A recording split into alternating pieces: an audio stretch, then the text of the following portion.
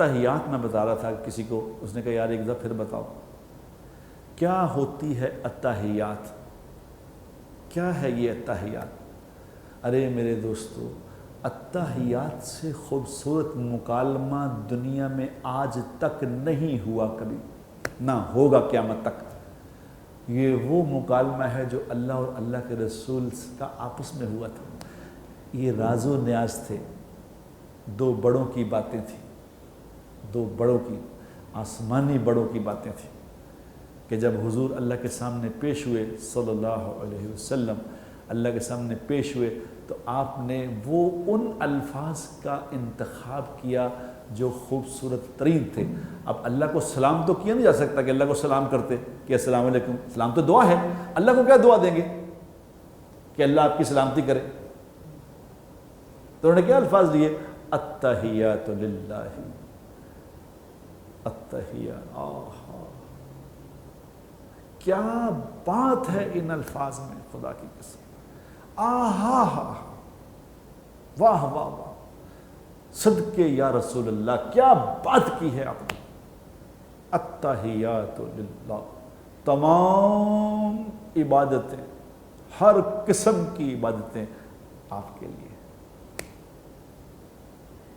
والصلوات والطیبات، ہر قسم کی عبادت یا اللہ آپ کے لیے، ہر قسم کی بندگی یا اللہ آپ کے لیے۔ اس سے خوبصورت الفاظ بھی ہو سکتے کوئی؟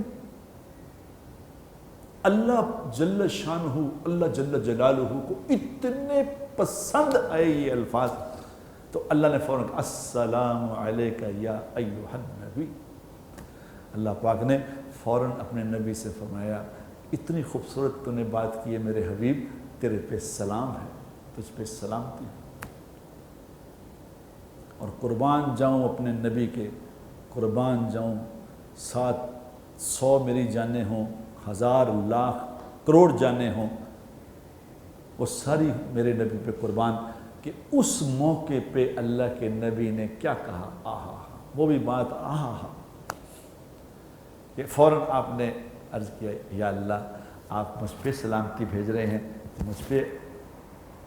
آپ مجھ پہ رحم فرما رہے ہیں، مجھ سے محبت کر رہے ہیں، میں پیچھے امت چھوڑ کے آیا ہوں، میرے پیچھے ایک امت ہے، اس پہ بھی تو سلامتی بھیج دیں۔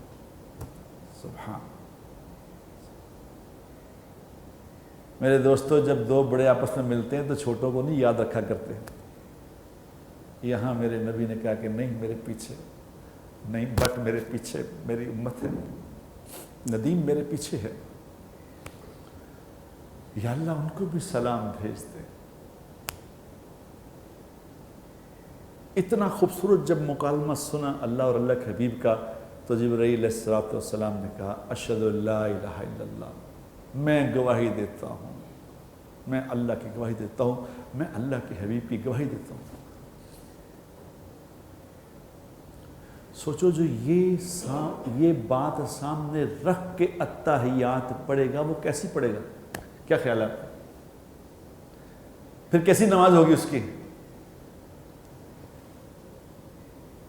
اور جس کو کچھ پتہ ہی نہیں میں کیا پڑھ رہا ہوں، اس کی کیا نماز ہوگی؟